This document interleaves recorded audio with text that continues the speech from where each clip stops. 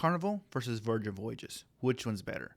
Today I'll be comparing the two, and at first you may think it's an odd comparison, but Carnival is known as a fun ship to where it's always a party, and Virgin Voyages being an adult-only cruise, I mean, it has to be a great party. Why not?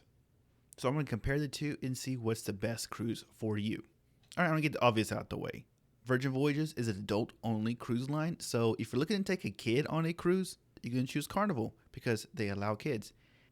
If you're looking for adults-only vacation with no kids allowed, then Virgin Voyages. It's simple as that. But what if kids is not a deal breaker for you? I've been on Carnival Cruises without bringing kids along as an adult, and I had a great time.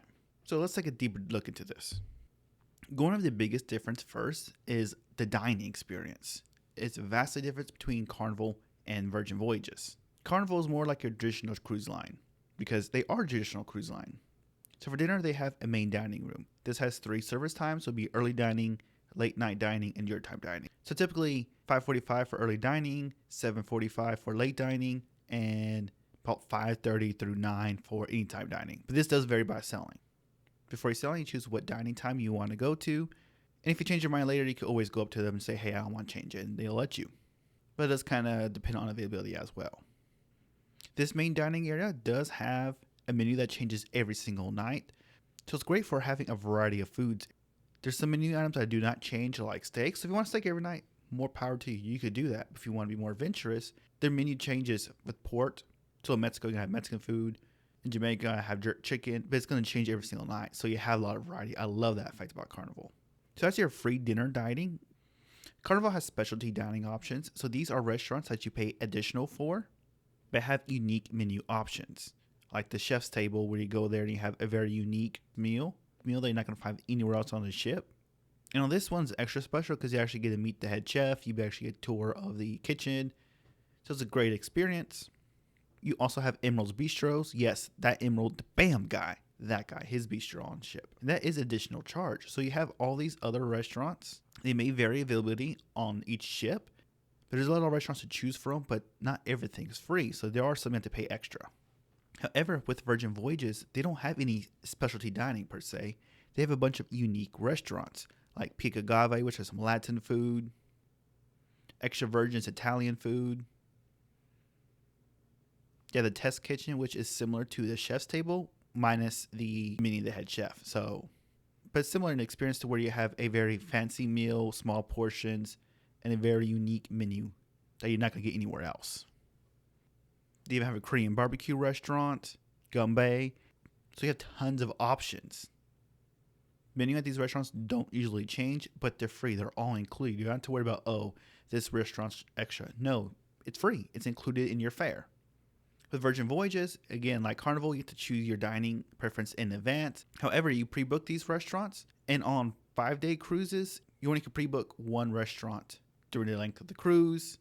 On some of the longer cruises, like 7-day cruises, you can pick them twice. So I could pick a Pink Agave only one time on a 5-day cruise.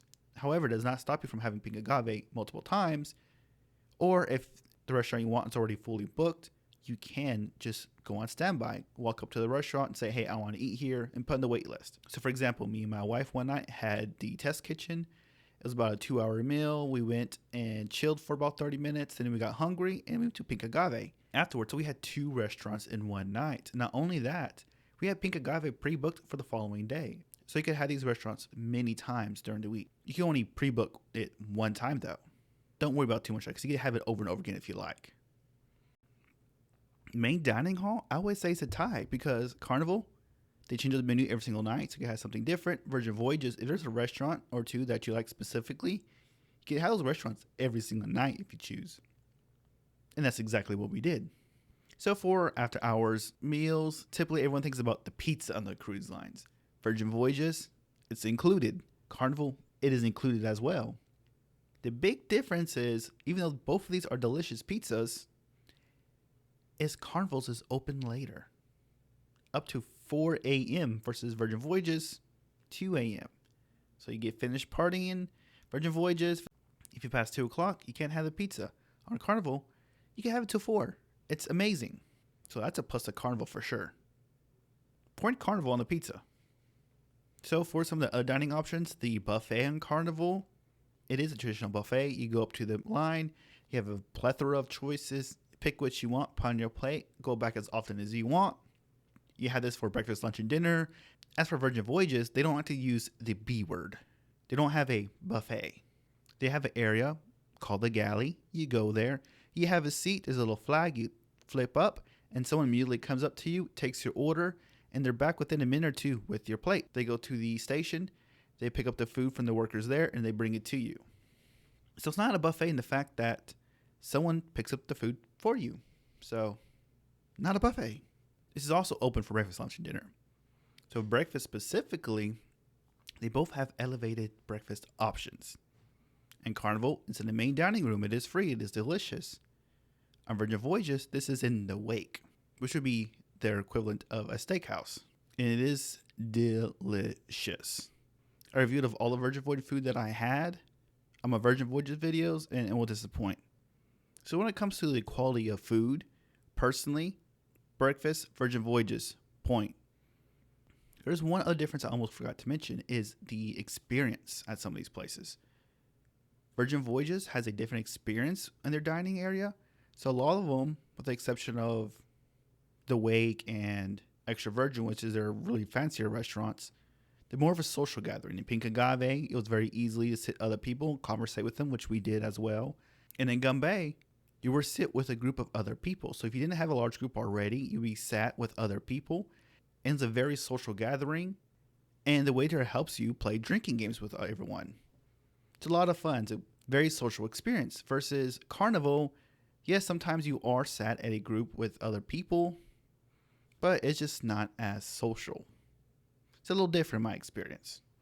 So that could be one of those personal preference things. So on to the parties. And this has kind of shocked me a little bit. Carnival is known as a party ship. So there's always something going on Carnival. When in doubt, check out the Lido deck. There's always a party going on. There's always music playing somewhere on the ship 24/7, almost no matter what time it is. I mean, that's what it feels like. Whereas Virgin Voyages is a little more relaxed than I expected. Yes, you could go out and party when you wanted, but I felt like it was more localized to certain areas of the ship. So it was very easy to party when you wanted to party and relax and have quiet whenever you wanted. And part of this probably plays in the fact that there's no kids on the ship. So where Carnival, you may have kids being loud in certain areas versus Virgin, you don't. Carnival has great parties, whether it be in the nightclub, on the Lido deck, or some of their theme parties. But Virgin Voyages, I feel like took it to the next level. Their PJ party was a lot of fun. You saw people wear anything from something on the little sexier side to something that's more conservative and comfy, which is fine. You guys see a wide variety of things.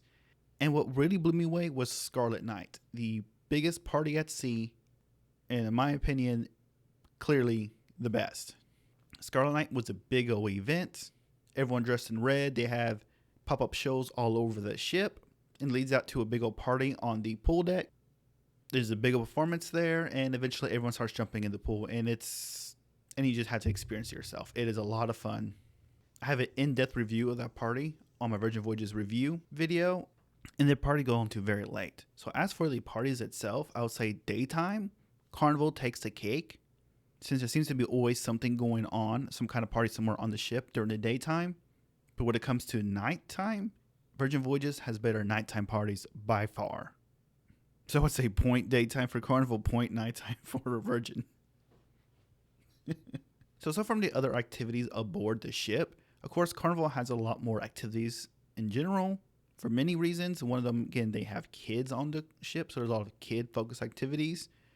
They do have a lot of activities for adults, like bingo, game shows, comedy shows, things like that. I never seen a Carnival show that I did not enjoy. Versus Virgin Voyages, at least on my selling, they didn't have a comedy show, but they have duo reality. That was an amazing show. It's kind of Romeo and Juliet mixed with West Side Story. It's an acrobatic twist. It was an amazing show. I loved it. So when it comes from shows like that, I would say Carnival's a lot more interactive shows in that respect versus Virgin Voyages. It was more performance when it comes to the actual shows itself. For example, on Carnival's Studio VIP, they're able to get volunteers from the audience to dance with them and do some skits with them. It was a lot of fun. Virgin Voyages has more so of group activities, I would say. One of them was a pub crawl. So you went to several bars, and at each bar you went to, you had to complete a special challenge to be able to get your drink. You got to meet a lot of new people, interact with them. It was a lot of fun. They have Millennial Loteria, which is basically a Mexican bingo with kind of a humorous twist to it. And that was a lot of fun. But a lot of the shows that Virgin Voyages have that involve alcohol do have extra charges on them. But it was a lot of fun. Speaking of alcohol, another big difference is Carnival has a drink package for $54.99 a day. That is a pre-cruise price. So if you purchase before the cruise, that's the price. If you purchase afterwards, it's going to be like $59.99. And of course, these prices could always change. So this includes up to 15 alcoholic drinks a day. It resets at 6 a.m. every single day. And includes unlimited soda. If one adult in the room chooses the drink package, which is called the Cheers package, then every adult in that room has to purchase the Cheers package, whether they drink or not. You're not allowed to share drinks as well. So everyone has to buy the drink package if they're adult in that stateroom, and you can't share with other people. So it may not be worth it for some people. It's kind of math you had to do for yourself. And because of that, a lot of people try to hit the 15 or at least try to get past the break-even point because they want to get as much value as possible. Whereas on Virgin Voyages, they do not have a traditional drink package like most cruise lines. They have something called a bar tab. So you prepay your bar tab, then as you purchase drinks, it counts against that bar tab first before it gets charged to your account.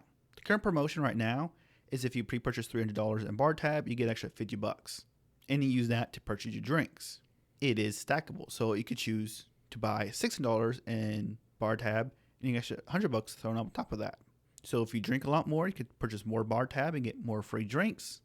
But this is you use it or lose it. It's only for drinks, but that does include specialty coffees as well. Doesn't include soda just because soda in Virgin Voyages is already free. So Virgin Voyages may have a little higher fare, but there's all little things that they include with their fare that Carnival doesn't. I'll go over more of that in a little bit. But I think by the very nature of the way Virgin Voyages bar tab is, people are not trying to drink as much as possible. They're going to drink just enough for them to have a good time and not purposely try to get overly drunk. Virgin Voyages bar tab is a lot more flexible. You can purchase drinks for yourself, for someone else in your room, for a stranger. If you see me on the cruise, you can buy a drink for me on the bar tab. So please do. It was a lot more flexible. So personally, I actually liked the bar tab. It was a refreshing concept.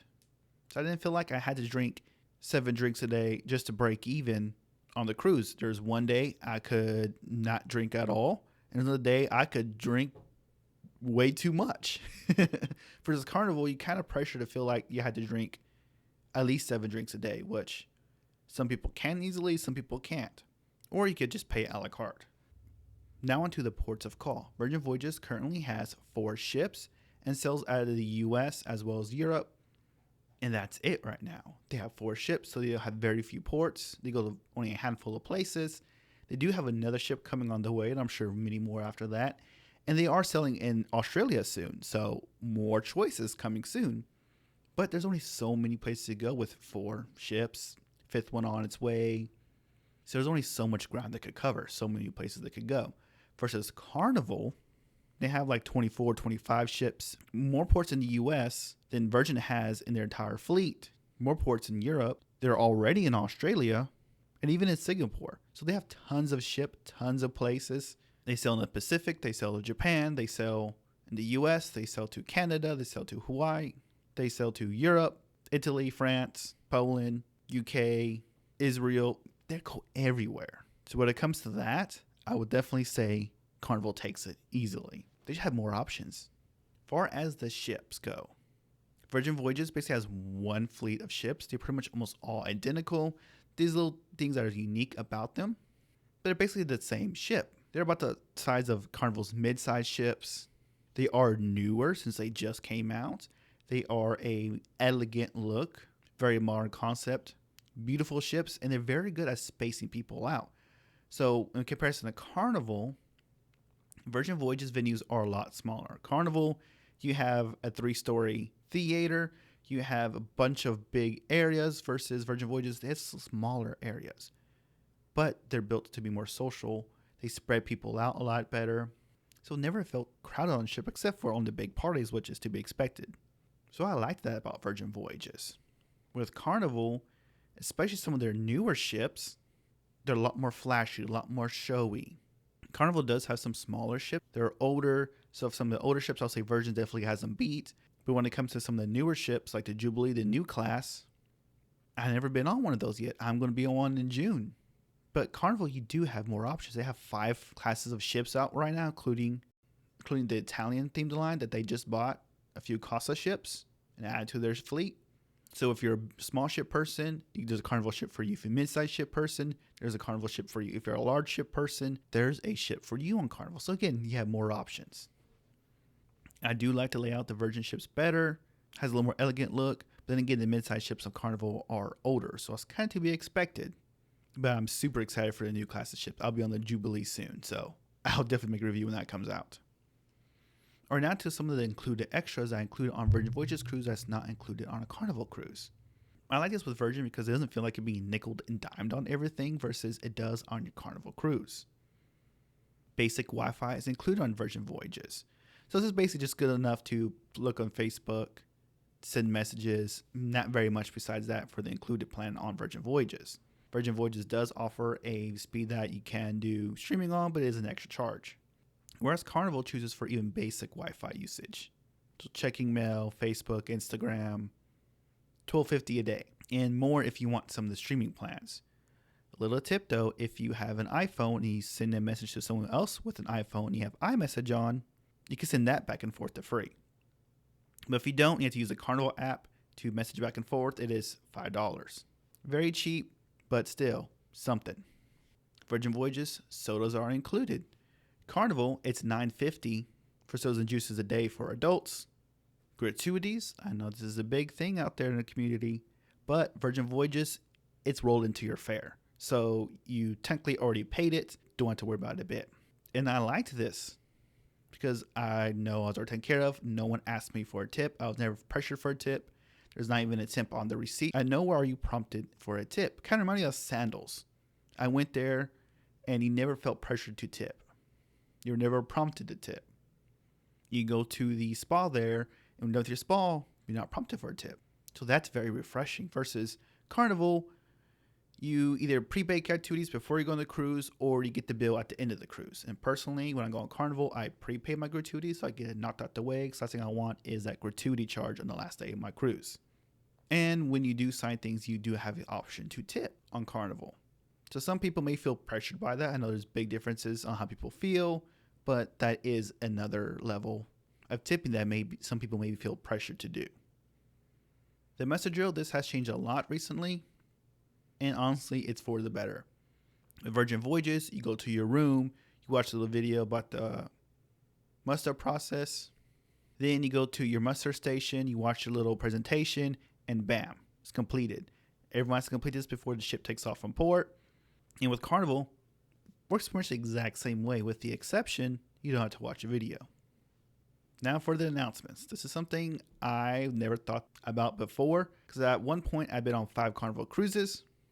They would make announcements during the day, sometimes several times a day, about activities going on the ship, maybe some special deals they have going to spa, places to eat, that kind of thing. And it never really bothered me before. Then when I'm on Virgin Voyages, they decided to buck this trend. They said, basically, once everyone completed the muster drill, they said, okay, there'll be a last announcement till we get back to port. If you hear us make another announcement during the cruise, be sure to listen because it is an emergency. And that was true. After we left the port of Miami, I didn't hear another announcement till we got back to Port Miami on the last day of cruise. And basically the only time that announcement, even then I heard, was it's time to get off the ship. You don't need to get off. Like, last call, go. But that was about it. It's really refreshing because there was no announcement waking up in the morning, waking up in your midday nap, no announcements interrupting shows, no feeling pressure to go to a certain point of the ship or spend money or anything like that. So that was very nice. And of course, the app. I know a lot of people talk bad about the Virgin Voyages app, but personally, I had no issues with it. Yes, it was a little buggy here and there, but didn't bother me so much. Carnival app works better, in my opinion. But then again, there was a few bugs with the map. But all in all, I think the Carnival app was a little more bug-free versus the Virgin app. That's kind of be expected. Virgin's a little newer, still working out the kinks. So point Carnival for that one. Which cruise line do you like the best? Carnival, Virgin? Personally, I like both of them. And I'm curious about how the points ended up happening on here because I didn't really plan that part of the video. So I wonder who has more points. But regardless, personally, I love Virgin Voyages. I love Carnival. If I'm taking the kids, I'm definitely going to Carnival. If I'm not taking the kids, I may do Virgin Voyages. I love Virgin Voyages, but they just don't have the options of locations to sail to like Carnival does. I have more options of where to go on Carnival, more ports to go out of, more places to visit. So I'm sure as time goes by, I'll be sailing a Virgin more often. But it's not my exclusive cruise line. If you want more detailed information about either of these cruise lines, whether it be Carnival or Virgin, check out some more of my videos to learn more about these cruise lines.